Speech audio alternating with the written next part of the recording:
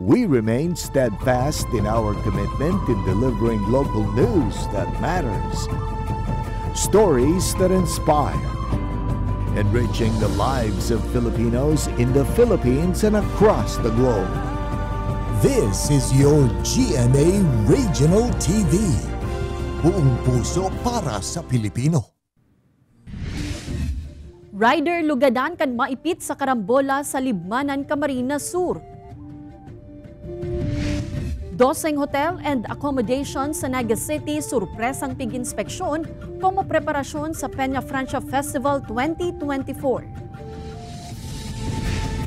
Asin, mga obra na nagpapahiling ni manlain-lain na emosyon tampok sa sarong art exhibit sa Naga City. Ini ang GMA Regional TV Balitang Bicolandia.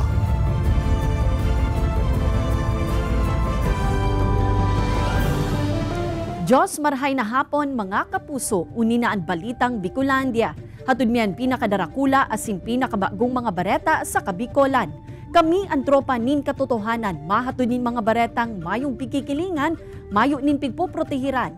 Live hali digdi sa GMA Complex sa Naga City, ako po si Kate Dolovieres.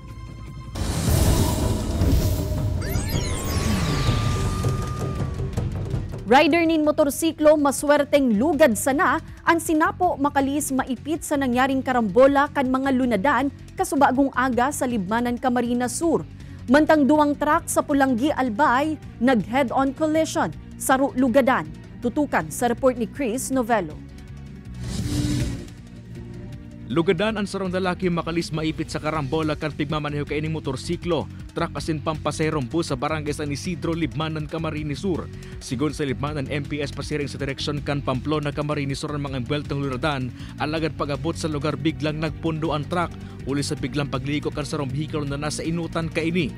Huli kaini tay subot na antisiparan kan bus driver ang distansya kan pigsusundang motorsiklo na naging rason para marado ini, pasirin sa likod ang parte kan truck. Kapag yung full stop, ini yung truck, apil natin sa truck, ini yung motorcycle, nagkaba siya sa ulihan kang truck. Nagiging sinyaman para mabangga man ka ini yung ini yung motorcycle. Ang matiyuban na yan sa likod ang kanina sabing motorcycle. Sangon niya nagpapadagos pa ang investigasyon kan mga otoridad sa insidente. Sa Pulanggi, Albay, nag-head-on collision man ang sarong decker truck asin wing van pagabot sa barangay Ubaliw. Kinakan subot kan decker truck ang linya kan nakabangga ang wing van na nagresulta sa aksidente. Nagsapon ning lugad sa lawas ang driver kan wing van alagad, nagkaareglo naman ang duang lado. Sa San Andres, Catanduanes, lugatan man ang pahinante, bakalis ining maglukso sa piglulanadang truck kan biglang mawaran ng preno pagabot sa barangay Liktin. Tulos man ay binangga kan driver sa gilid kan tinampo ang lunadan para malikyang mahulog sa ampas. Salbado man ang driver kan lunadan. Mag-iyan po katapermi sa pagmaneho, sa pagbiyahe. Huwag tayong tatalon basta-basta. No?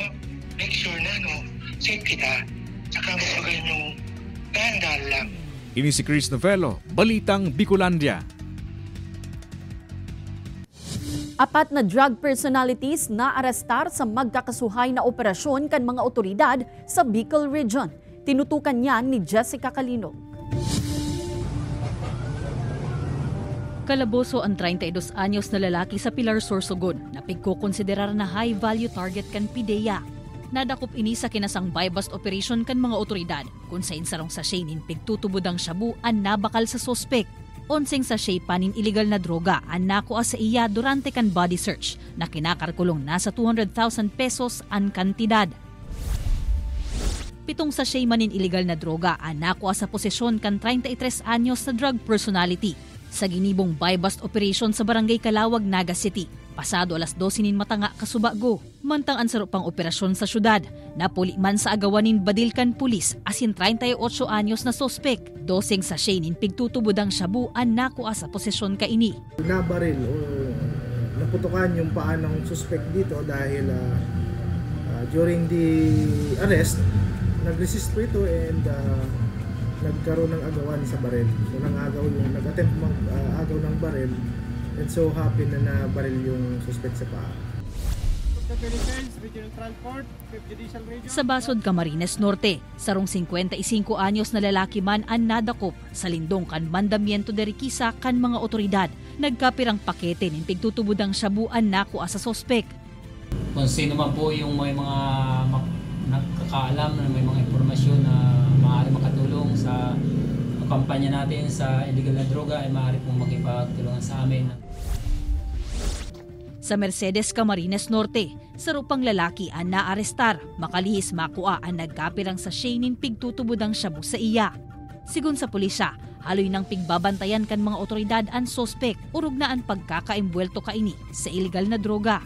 Pag siya ay nakakagamit, allegedly, ay nanunutok siya ng patalim sa kanyang mga nakikita or nakasalubong, particularly sa kanyang family members. Sa presente, nasa kustodiya na kan mga otoridad ang mga nadakop sa magkakasuway na mga operasyon kontra illegal na droga para sa maninigong disposisyon. Ini si Jessica Kalinog, Balitang Bicolandia. Nasa 1,000 na mga empleyado kan Iriga City LGU ipig sa irarom sa surprise drug test. Interbensyon kan LGU sa mga empleyadong nagpositibo aramon sa pagtutok ni Chris Novello. Nagkapirang empleyado kan Iriga City LGU ang nagpositibo sa kinundusir na surpresang drug test kan Agosto 19. Ini ko mapagsunod sa Memorandum Circular kan Civil Service Commission kung sain nasa 1,000 na empleyado kan LGU ang pig sa iraram sa nasambitan ng drug test. Nagsayo man ng una magtaon ng numero ang LGU kung piraasin kung ano ang employment status kan mga empleyadong nagpositibo sa preliminary test. Masiraron pa kaya ang mga ini sa confirmatory test, nagigibuhon kan DOH o laboratorio na accredited kan ahensya. Na subject po yun sa confirmatory testing kasi may mga instance po na nagpa-positive sa screening test but eventually false positive pala siya. Upon confirmatory testing, nadidetermine na negative pala because for so many reasons like nagtitake din siya ng medicine. Isa sa iraro man sa rehabilitation sa loob din pirambulan ang mga personang mapositibo sa confirmatory test. Kay puhal man na magpahilingan na sambitan ng empleyado ng Certificate of Completion of Rehabilitation asin clearance sa doktor antes ini makabalik sa trabaho. Sa ibong kaini, nagpatanid man ng CSC sa mga empleyadong na imasunod sa rehabilitation program. Pag hindi na ginawa yung mga interventions na required under po sa policy, yan, saka lang po pwedeng makasuhan ng grave misconduct which is punishable by dismissal on the first offense. Mientras tanto, susog sa PIDEA Camarines Sur, diskresyon na kan LGU na nag-initiate ka na sambitan ng drug test kung masunod ini, din maninigong kaso sa saindang mga empleyado. Kay banan si Carlo Abonita, Chris Novello, Balitang Bicolandia.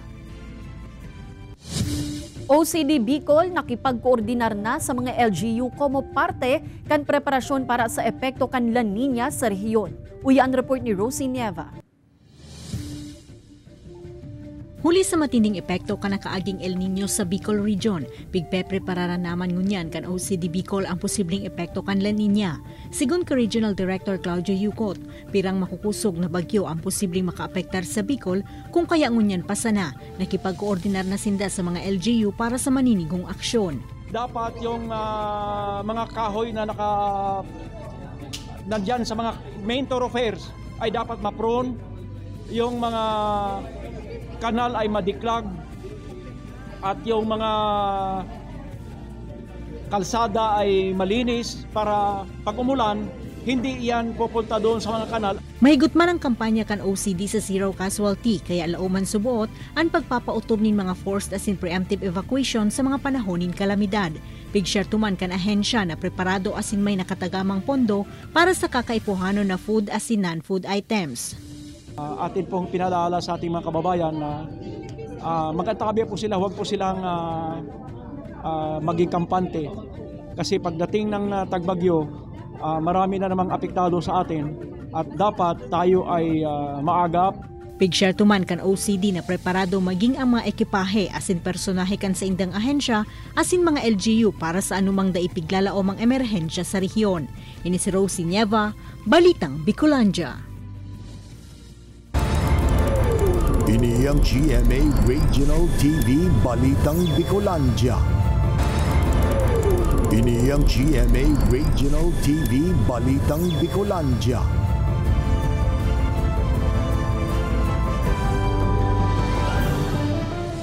Doseng Hotel and Accommodation sa Naga City sorpresang pig-inspeksyon kan Naga City Price Coordinating Council kung mapag-andam sa papaabuto na Peña Francia Fiesta.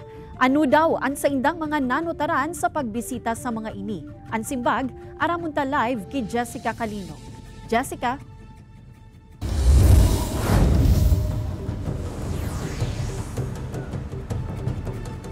Kate, paglibot kan grupo health cards na sulot kan pirang staff sa kusina, desegregated na mga basura asin kulang na basurahan sa loob kan mga kwarto. Iyan ang kadaklan o halos parareho na nanotaran kan grupo duman sa mga pig-inspeksyon nindang hotel and accommodation digdi sa Naga City. Tulong semana na sana antes an semana kan traslasyon asin fluvial procession. Ang mga panahon na haros kabus na hotels and accommodations sa syudad ni Naga, fully booked na. Kaya antes pa man na mag-arabutan ang mga bisita, pigmaot kan Naga City Price Coordinating Council na mag-inspeksyon na. Gusto ta masigurado na ining mga iistaran kang sa to'y mga guest, inot na inot, malinig, safe, pandua, compliance sinda sa mga requirements kang Bureau of Fire, kang Tourism Office, kang City Health. Inot pa sa ng hotel, may nanotara na tulos na mga bayulasyon. An mga staff sa kusina, day sulot an sa indang health cards. An nalalapa asin day nalalapa na basura, saralaksa na. Pati ang grease trap na day na mamantinir nin tultul. Mainit man sa matakan mga otoridad. Kaya pig-issuehan sindanin ticket kan City Health Office asin Naga City Enro. May mga rekomendasyon man na piglatag sa management. May umandaanin permit and sales promo na nakapaskil sa luwas kan hotel, kaya mantang pigko-comply ang requirements. Pinapatanggal na muna ini kan DTI Camarines Sur. Sa ibang hotel man, pinatanggal kan personahe kan City Health Office ang pirang sangkap sa pagluto na bawas na, partikular ang mga bukas ng pakete asin delata na nasa ref pa. Chemical reaction kasi ang open can goods pag tigla mo sa duman sa kakano na nasa. Pinapalaagan man in clean wrap ang mga isiserbing kakanon, pati ang mga punda asin ulnan sa kwarto. Pinapalabahan nin tultul. Sa haros gabos na binisitang hotel rooms, kulang na mga basurahan sa loob kan kwarto ang issue. May pirang fire extinguishers man na pinatanggal ang BFP Naga, huli sa lihis ng expiration date. Nagsayo man ang magtaupanin komento ang manhamiento kan mga binisitang establishmento. Alagad sigun sa inda, syertong makumplay man sinda sa mga rekomendasyon kan mga otoridad.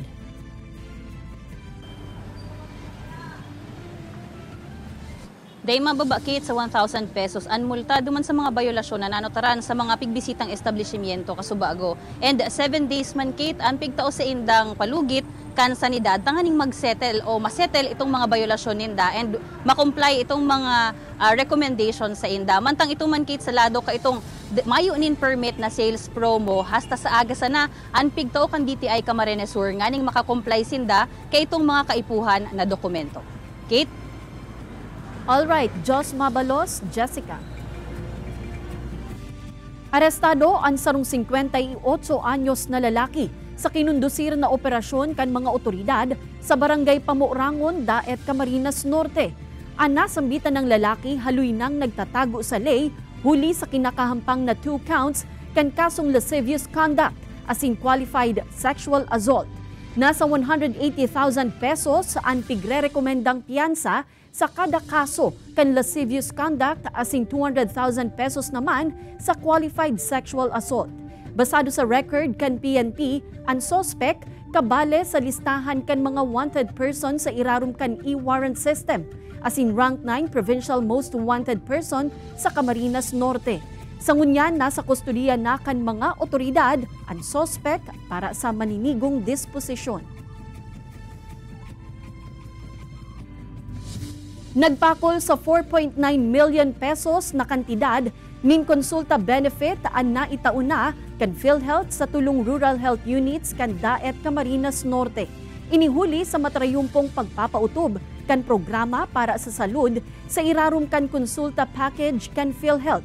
Sa irarum kaya kan nasambitan ng programa Tulos na nasisimbagan ang pangangaipong medikal kan namamanwaan sa paagi kan libreng konsulta, laboratorio asin bulong gikan sa mga accredited konsulta provider arug kan tulong RHU kan daet.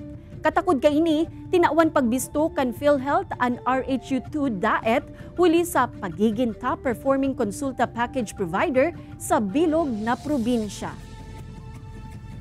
Bakit po kailangan iparehistro at magkaroon ng first patient encounter? Dahil po pag nakarehistro ka sa isang RHU, ibig sabihin yung RHU niyan aalagaan ka ng buong taon, gagamutin ka nang hindi ka sisingilin. Ordinansang nagtutulod kan limitadong paggamit ng cellphone kan mga estudyante sa klase asin Memorandum of Agreement para sa implementasyon kaini sa Setyembre. Pinirmahan na kan Naga City LGU asin mga imbueltong ahensya.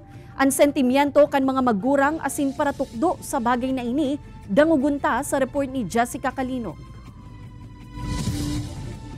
Sabado, Agosto 17, kanpirmahanan ni Naga City Mayor Nelson Legacion ang Ordinance No. 2024-089 na nagpapautob kan limitadong paggamit nin cellphone asin iba pang kaparehong gadget sa laog kan klase. Sakop kan ordinansa ang mga nasa elementarya asin high school. Halimbawa, ang subject matter na tinutukdo dahil man kaipuan ng mga cellphone, for example, dahil man research-oriented. So, yan siya, ililimis siya. Dahil man po, directly mapapanis ang aki. Ipapaapod po siya kang guidance counselor. Then, si Magurang ipapaapod. Pero kung recidivist, maapekta lang po kanyang grades niya, definitely. Approve sa regulated use of cellphone sa klase ang pirang magurang asin mga paratukdo sa Naga City. Para po makapokus po siya sa klase po.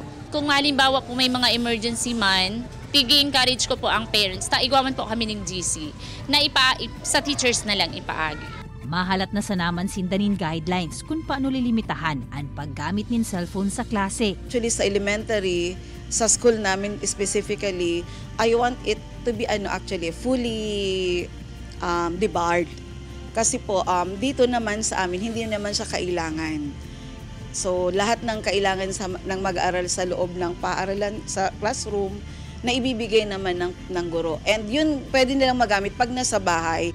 Sarong Memorandum of Agreement naman ang pinirmahan para sa implementasyon kan ordinansa na hurot mapuunan sa Setyembre 25. Kaibanan si Carlo Abonita, Jessica Calinog, Balitang Bicolandia. Natuldukan na ang pagkaribong kan mga tao sa orihinal na petsa kung sa inpigtatag ang banwaan kan San Vicente, Camarines Norte. Sa halawig kayang panahon, ang paghuna kan mga tao taong 1790 na itatag ang banwaan. Alagad dai nakakapagselebrar nin anibersaryo ang mga ini, hulita mayo nin kasiguraduhan sa nasambitan ng taon. Huli kay ini nagkondusir nin pag-aadal ang San Vicente Ferrer Parish sa paagi ni Reverend Father Alan J. Gavino. Gamit ang mga datos asin lumang dokumento kan simbahan. Basado sa sarong lumang dokumento August 20, 1803 na itatag ang banwaan na enot ng inapod na mabunga-bunga na dating parte kan daet asin talisay. Huli kay ini ngunya na taon, opisyal nang pinunan kan lokal na gobyerno ang maggarbong selebrasyon sa paagi kan sarong seremonya, misa asin cultural presentation. Ini ang GMA Regional TV Balitang Bicolandia. Ini ang GMA Regional TV Balitang Bicolandia.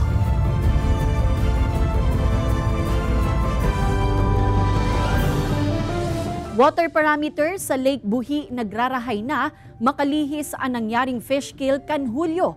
Alagad duwang barangay na sakop kan Danau. Mahigot na pigbabantayan ngunyan huli sa hababang dissolved oxygen na posibleng maging resulta na naman ng fish kill. Tutukan sa report ni Chris Novello. Maudto na alagad inipasada ang dakop na sirakan 78 anyos sa si Rafael sa Lake Buhi sa Banwaan kan Buhi, Camarines Sur. Digit na nga ni ang dakop, saradit pa ang tilapeng sa ignabanwit na ipupuli sa sendang harong. Masubad, dakula na ako. Yan, tulo-tuloy siya ng arukay. Maluya. Logi sa pamasahe. Ang digit na tilapia ng nadakop sa Lake Buhi epekto pa subuot kan nangyaring fish kill kan nakaaging bulan. Sigun sa BIFAR Asin Lake Development Office kan Buhi, stable na ang ammonia level sa Danau na saro sa mga naging rason kan fish kill. Alagad may duwang barangay na sakop kan Danau ang binabantayan kan mga otoridad inhuli sa babang dissolved oxygen na posibleng mag-trigger ng fish kill. May problema lang, medyo mababa lang yung dissolved oxygen niya is around yung sa may barangay Ibayugan in barangay Tambo. Yung area na kasi yan may malayo na sa exit point ng Lake Buhi. Mahigot subot na minomonitor kan mga otoridad ang duwang nasabing lugar kung may mga nakakaalarmang senyales na pwedeng magkausa ng fish kill. Nakatalaan mang magkonusir liwat ng Water Sampling and Fisheries Integrated Laboratory kan BIFAR Bicol para masukol ang water parameters kan Danau. Rekomendasyon ba kan ahensya urog na sa fish cage operator sa Danau i-implementaran tamang aquaculture practices. Masira akong iwa pang mga natatak. Kasi kapag na-overfeed po sinda, yan po ang mga saro sa mga causa, saro sa mga nagko-contribute duman sa pag-lokang dissolved oxygen o kaya itong nagko-contribute sa paglangkaw po kang ammonia. Inabisuhan man kan mga otoridad ang mga parasira sa lugar na day na muna mag-stock din tilapia fingerlings huli sa huma ng fish kill. Kay banan si Carlo Abonita, Chris Novelo, Balitang Bicolandia. 41 anyos na lalaki sa Naga City, inaresto makalihis humaan ang mga pulis na nagsitar sa iya sa huli sa daipagsulot nin helmet mantang nagmamaneho nin motorsiklo. Alagad suspect, may depensa. Uya ang report ni Jessica Calino.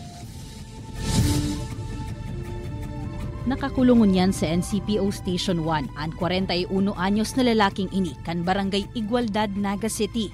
An sa iyang nagin bayolasyon, pagmaneho na mayong sulot na helmet, asin ang subuot panhuhuma sa mga pulis na nagsitar sa iya. Kaya bigla daw nagsabi na aabangan ta ka sa market.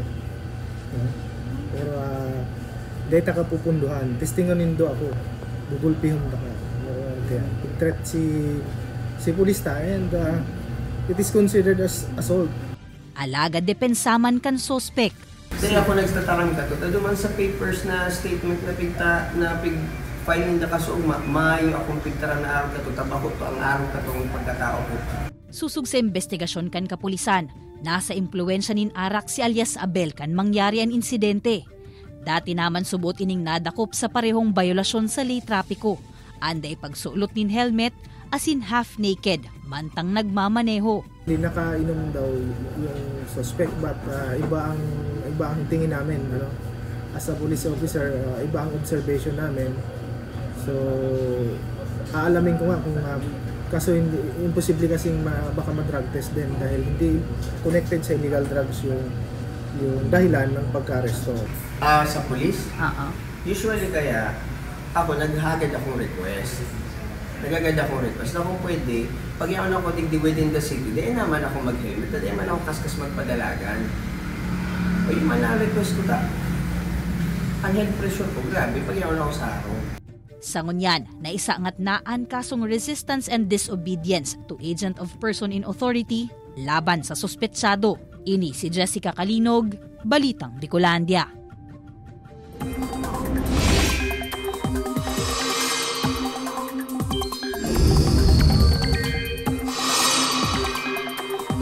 Mga kapuso, mayo na nin raot nin panahon sa laug kan Philippine Area of Responsibility. Day na kaya naghaloy asin tulos na nagluwas sa PAR ang low pressure area na minomonitor kasuudma. Easterlies o ang mainit asin maarasas na duros ang makakaapekto sa pirang parte kan nasyon.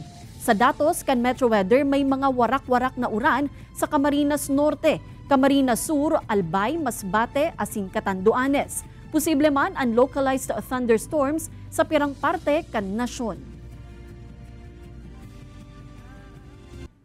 Sa August 24 to 25, Sabado asin Domingo, magkakaigwanin Philippine Military Academy and Entrance Examination. Gigibon ini sa Central Bicol State University of Agriculture sa Banwaan Kanpili, Camarines Sur.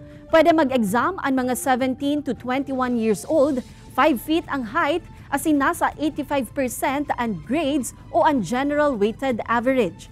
Igwana nin mga nagparehistro online, alagad welcome man ang walk-in applicants. Magdarasa na nin PSA birth certificates, Grade sa senior high school, valid ID duwang 2x2 picture asin sa diring lapis. Ansarong kadete na makakalaog sa PMA 4 na taon na mga klase sa Laugcan Academy. Makakaresibinin monthly allowance na nasa 38,000 pesos, apwera pa dyan ang clothing allowance. So sa PMA, once nag-graduate po ang ating kadete, they will have the opportunity na maging first lieutenants or second lieutenant sa Army, Navy, or Air Force. So sa 3 major branches ng ating Armed Forces of the Philippines po. Man iba-ibang obra na nagpapahiling nin man lain-lain na emosyon, tampok sa sarong art exhibit sa Naga City. Hilingon tayan sa istorya ni Chris Novello. Sa likod kan kada obra, iyuman ang istorya nakatago sa brushstroke, shade asin kulay na yaon sa canvas. Sa kada elemento subot na ini, nakatago man ang emosyon na iyong nagsirbing tema sa art exhibit na ini sa Naga City. Saro sa mga tampok na obra sa exhibit ang gibok ang civil engineering student na si Paul Benedict Francisco. Ang sa iyang obra, may titulong Pagsaludo Noy. Naisip ko pong Pagsaludo Noy kasi na-capture niya po yung slight moment na kahit bata pa lang, meron na po silang way na pag-greet sa mga heroes po nila tulad ng yung mga naglalagay ng pagkain sa harapan nila. May emosyon man sa mga obra na tampok ang hararam na debosyon, pagiging pusog asin maisog asin iba pa. Si Joey na-inspire subot sa mga tampok na obra sa exhibit, kaya plano niyang iibaan sa aki na artist wannabe sa nasabing aktibidad. Magayon. Hanga-hanga, sabi ko nga. Ini si Chris Novello, Balitang Bicolandia. Madadalan ang episode na ini asin iba pang pinakahuring lokal na bareta sa official website kan GMA Regional TV, www.gmaregionaltv.com. Pwede man kamong magbisita sa samuyang official YouTube channel, GMA Regional TV, asin i-click ang subscribe button para sa pinakamaiinit na bareta hale sa man iba-ibang rehiyon. Mabalo sa mga kapusong Bicolanong nagantabay, maging sa mga kapuso nyato abroad. Ninhulita sa GMA Regional TV, Local News Matters. Asin yan ang pinakadakula asin mainit na bareta sa Kabikolan. Ako si Kate Dalovieres, kami ang GMA Regional TV Balitang Bicolandia, bilog na pwersa para sa mas dakulang misyon asin mas mahiwas na pagserbi sa nasyon.